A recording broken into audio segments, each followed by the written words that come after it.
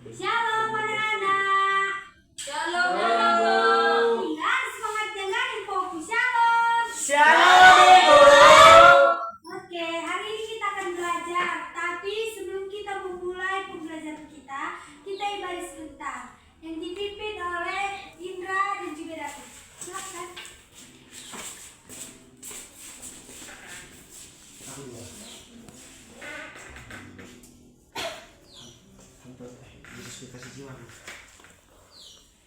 Shalom teman-teman, sebelum kita memulai ibadah kita, mari kita bernyanyi. Yesus itulah satu-satunya. 1, 2, 3 ya. Yesus itulah satu-satunya penolongku yang sungguh. Dia berjanji dapat kembali angkat kita semua. Oh, haleluya. Marilah kita bersatu dalam doa. Segala puji syukur kami panjatkan atas kehadiran-Mu ya Tuhan Yesus. Terima kasih di pagi hari ini Tuhan Yesus kami berkumpul di ruangan ini Tuhan Yesus. Makasih ya. Ya Bu, sama-sama. Bu, Sebelum kita mulai pembelajaran kita, Ibu mau tanya siapa yang masih ingat pembelajaran minggu lalu? Pasti enggak deh. kehadiran Allah dalam fenomena. Minggu lalu. Enggak ingat Bu. Kupikir hari ini Bu. Diperhatikan ya. Iya. Apa yang Ibu sampaikan? Ya Bu. Oke, Ibu lalu minggu lalu kita belajar tentang aku mau menolong sesama.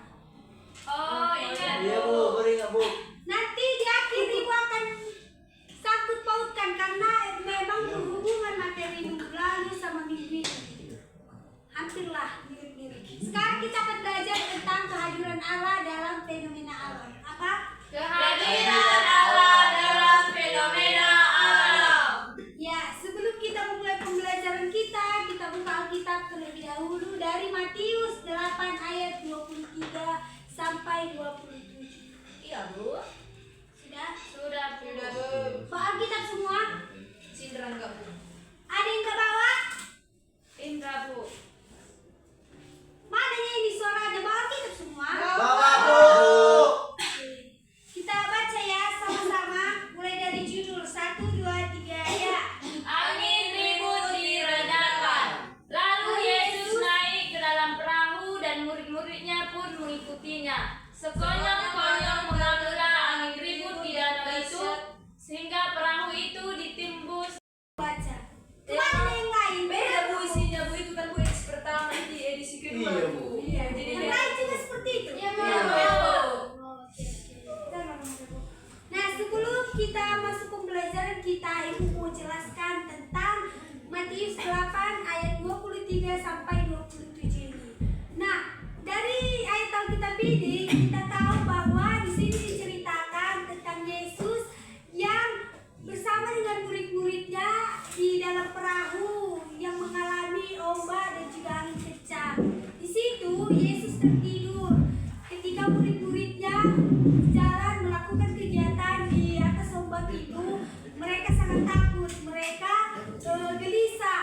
Ada rasa apakah mereka bisa melalui itu atau tidak? Tapi Yesus tertidur di situ. Ketika mereka meminta tolong kepada Yesus, mereka membangunkan Yesus, meminta belas kasihan kepada Yesus, bagaimana supaya mereka tidak takut lagi. Dan ternyata dalam waktu yang sangat singkat, dalam waktu yang sangat bisa dibilang tidak terlalu sulit lah bagi Yesus.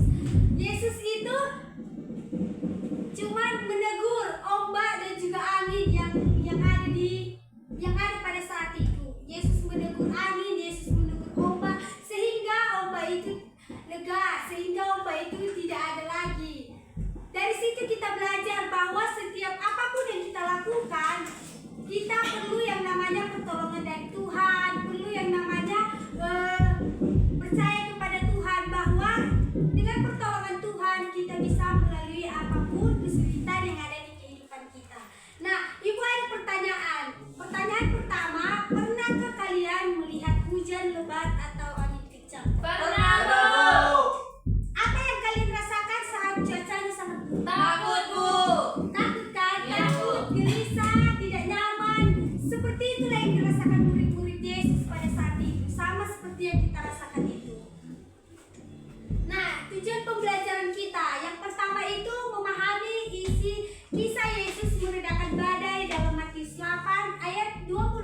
sampai 27 sebagai tanda kehadiran dan kuasa Allah atas alam semesta. Dari kisah ayat Alkitab ini kita belajar bahwa kehadiran Yesus dan kuasa Yesus dalam kehidupan kita itu sangat penting, karena seperti yang kita tahu, murid-murid Yesus mengandalkan Tuhan, minta pertolongan sama Tuhan, makanya Tuhan menolong, makanya Tuhan sediakan apapun yang mereka butuhkan. Ketika kita tidak minta tolong, ketika kita mengandalkan diri kita sendiri, mungkin apapun yang terjadi, apapun kesulitan-kesulitan kita itu tidak bisa kita hadapi, tidak bisa kita atasi sendiri. Nah, yang kedua, menjelaskan bahwa Allah hadir dan berkuasa dalam setiap fenomena alam yang terjadi. Nah, Ibu mau bertanya yang terjadi baru-baru ini. Pasti kalian juga tahu kan, hujan lebat, berhari-hari hujan sampai mengakibatkan banjir dan juga longsor.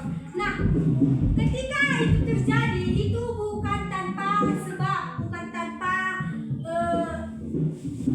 apa yang sudah manusia lakukan. Dari yang terjadi baru-baru ini itu karena Tuhan merasa bahwa manusia sangat egois, sangat sombong, tidak mengandalkan Tuhan. Mereka merasa bahwa apa yang sudah Tuhan kasih, apa yang sudah Tuhan berikan itu tidak dihargai oleh mereka. Kenapa Ibu bilang seperti itu? Karena Tuhan sudah menciptakan hutan, Tuhan sudah menciptakan pohon-pohon, segala jenis binatang, semuanya itu Tuhan ciptakan untuk kita manusia bisa menikmatinya, bisa merasakannya. Tapi apa yang terjadi? Manusia serakah, manusia menebang pohon, menciptakan pohon yang baru yang lebih menguntungkan mungkin menurut manusia, yaitu pohon sawit. Sementara pohon sawit tidak terlalu menguntungkan bagi kita orang-orang yang biasa ini. Mungkin menguntungkan bagi orang-orang di luar sana yang mempunyai bisnis besar, tapi orang-orang seperti kita yang membutuhkan makanan seperti buah-buahan, tumbuh-tumbuhan, terus apalagi hewan-hewan, terus udara yang kita hirup dari pohon-pohon alami yang Tuhan berikan, itu tidak kita rasakan dari pohon sawit yang bisa dihasilkan oleh orang-orang di luar sana. Jadi dari keserakahan itulah makanya Tuhan marah, Tuhan kecewa kepada manusia, sehingga Dia menunjukkan bahwa tanpa aku kalian tidak bisa, kalian bukan apa-apa. Makanya marahlah Tuhan sehingga mengakibatkan hal tersebut. Mengerti? Paham kan maksud dari Ibu? Paham. Yang ketiga itu menunjukkan sikap percaya dan tidak takut ketika menghadapi situasi sulit, karena Allah selalu menyertai.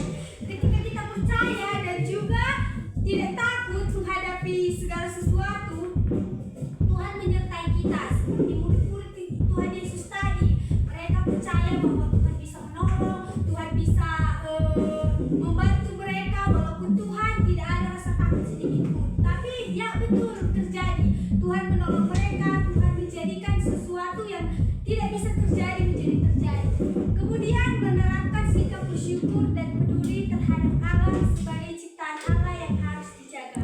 Seperti yang Ibu katakan tadi, ketika Tuhan menciptakan hutan, Tuhan menciptakan tumbuh-tumbuhan, hewan, haruslah kita jaga, haruslah kita rawat. Jangan kita egois, jangan kita tamak sama ciptaan Tuhan itu, karena Tuhan menciptakan itu bukan karena sebab. Tuhan menciptakan itu karena tahu kita membutuhkan, kita butuh oksigen yang bisa kita hirup dari udara-udara yang dihasilkan dari hutan itu. Makanya Tuhan menciptakan tumbuhan, pohon, hewan-hewan supaya kita dapat merasakan dan kita tahu dari situ bagaimana caranya bersyukur kepada Tuhan. Dan yang terakhir, meneladani iman para murid dengan semakin percaya kepada Tuhan dalam kehidupan sehari-hari. Dari murid-murid Tuhan Yesus yang ada di Alkitab ini, kita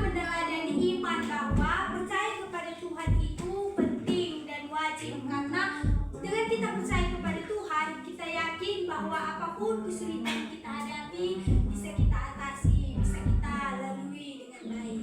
Nah, kemudian ibu akan membagi kelompok. Kelompoknya ada 3. Oke. Satu kelompok kayaknya 2 orang. Nanti dibacakan ya di kursi apa yang menjadi jawabannya. Iya, Bu. Bentar ya.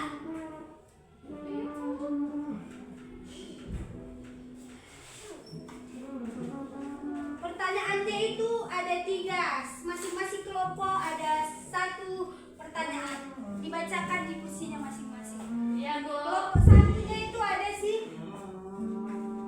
Kayak Mikael dan juga Indra. Kelompok 2 si Elisa, Preti. Kelompok 3 si ini Rachel dan juga Ruth. Bu, David nggak ada kelompoknya, Bu. Enggak. Masuk ke kelompok si Mikael aja. Oke. Ya, Bu. Nah, pertanyaannya itu ada 3. Kelompok 1 pertanyaannya apa yang dirasakan murid Yesus pada saat badai. Yang kedua, mengapa Yesus bisa menenangkan badai pada saat itu seperti yang ada di dalam Alkitab. Yang ketiga, apa arti peristiwa itu bagi kehidupan kita? Sudah mengerti pertanyaannya kan? Sudah. Nanti dibacakan di kursinya ya, diri saja terus dibacakan, dikasih tahu teman-temannya apa yang menjadi jawabannya. Oke? Oke, pertanyaan pertama bolehlah. Siapa tadi pertanyaan pertama? Ini penjelasan dari kelompok kami. Apa yang dirasakan murid saat badai? Para murid merasakan sangat takut dan panik ketika badai datang. Mereka khawatir perahu mereka akan tenggelam dan merasa tidak sanggup menghadapi bahaya itu sendiri. Iya, terima kasih. Betul sekali jawabannya. Kemudian, Menurut kelompok 2, mengapa Yesus bisa menenangkan badai? Yesus bisa menenangkan badai karena ia memiliki kuasa Allah. Sebagai anak Allah, Yesus berkuasa atas alam semesta sehingga angin dan ombak pun taat kepada perintahnya. oke, terima kasih. Kemudian, Kami dari kelompok 3 ingin menjelaskan apa arti peristiwa ini bagi kehidupan kita. Peristiwa ini mengajarkan kita untuk percaya kepada Tuhan dalam setiap keadaan, terutama saat menghadapi masalah atau kesulitan. Kita diingatkan bahwa Tuhan selalu hadir, berkuasa dan sanggup menolong kita. Sehingga kita tidak perlu takut karena kita ada dalam perlindungannya. Ya, Bu. oke, terima kasih ya untuk jawabannya. Semua jawaban kalian sangat tepat. Ya, Bu. Berarti kalian sudah paham apa yang tadi dijelaskan. Sudah, Bu. Ini dulu kertasnya. Mana kertasnya tadi? Dikumpulkan ya, supaya jawabannya disimpan. Ya, Bu. Nah, kemudian setelah kita melakukan diskusi kelompok, kita ada kegiatan kartu iman. Seperti biasa, setiap pembelajaran dengan ibu, kita selalu membuat kartu iman. Nah, di dalam kartu iman ini, judulnya Yesus menenangkan badai.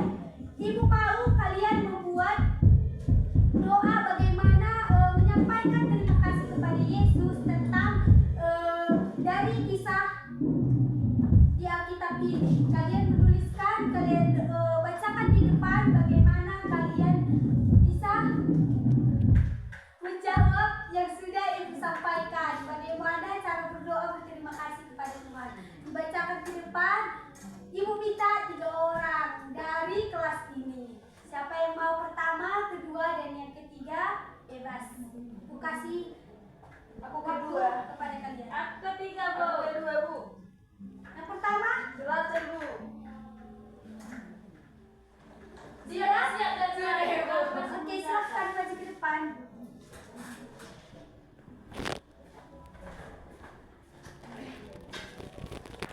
Kartu iman saya, Bu, Tuhan Yesus di tengah ombak kehidupan dan hujan masalah yang datang.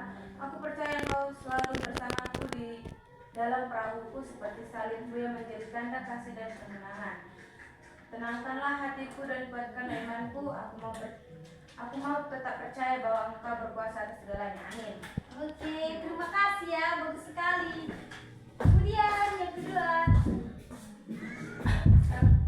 Kartu iman. Tuhan Yesus saat hujan turun dan perahu menghadapi gelombang kehidupan, aku percaya Engkau selalu menyertai dan menjagaku. Salibmu menjadi tanda kasih dan kekuatan. Jagaku hatiku dan teguhku imanku agar aku tetap percaya kepadamu dalam segala keadaan. Amin. Aku banyak dua paragraf. Satu, iman tentang Yesus menangkan badai. Tuhan, ketika hujan turun dengan deras, aku ingat bahwa Engkau setia menyertai langkahku. Seperti hujan yang membasahi bumi, biarlah kasih-Mu menyegarkan hatiku yang lelah. Di saat hidup terasa dingin dan sendu, tolong aku percaya bahwa Engkau tetap bekerja. Naungilah aku di bawah salib-Mu dan ajar aku bersyukur dalam setiap musim. Kiranya hujan ini mengingatkanku bahwa anugerah-Mu selalu turun tepat waktu. Amin. Terima kasih, bagus sekali ya. Ya Bu, sama. Berarti sudah paham kan materi hari ini? Sudah Bu. Oke, seperti yang Ibu katakan tadi di awal, Ibu mau nanya bagaimana apa materi minggu lalu. Tadi kan dari Lukas tahu. Apa tadi? Tetap menolong sesama Bu. Iya, materi minggu lalu tentang aku mau menolong sesamaku. Nah, itu berhubungan dengan materi ini. Kalau minggu lalu kita menolong sesama, kalau sekarang kita menolonglah terhadap Tuhan, terhadap ciptaan yang Tuhan berikan. Janganlah kita rusak, janganlah kita egois, janganlah kita serakah atas apa yang sudah Tuhan ciptakan. Jadi